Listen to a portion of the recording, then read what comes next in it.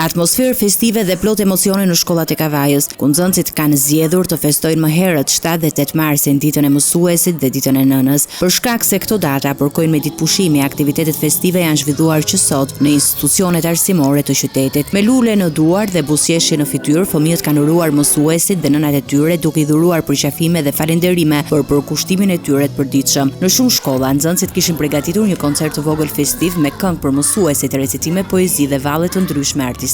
Në shkollën 9-vjeçare Fiqëri Kurti në Kavaj, programi artistik përfshinte këngë tematike, performanca kërcimi, recitime dhe aktivitete të tjera që sollën një atmosferë të veçantë gëzimi. Fëmijët interpretuan me entuziazëm përpara mësuesve dhe prindërve, ndërsa duart trokitjet shoqëronin çdo performancë. Gëzimi dhe emocionet nuk fshieshin nga sytë e mësuesve, të cilët ndiqnin me krenari dhe dashuri përgatitjet e nxënësve, ndërkohë gjithë oborri i shkollës gumëzhinte nga këngët, recitimet dhe kërcimet, duke e kthyer festën në një moment të bukur bashkimi dhe mirënjohje. Edhe ambientet e brendshme të shkollës, veçanërisht holli, ishte zbukuruar me pankarta, lule dhe punime të realizuara nga vetë nxënësit, duke i dhënë festës një atmosferë të ngrohtë dhe plot ngjyra. Në këtë mënyrë, përmes artit, këngës dhe fjalës së bukur, nxënësit e shkollave të Kavajës përcollën mesazhe mirënjohje dhe dashurie për mësuesit dhe nënat, duke i kthyer këto ditë në një festë të veçantë emocioni dhe respekti.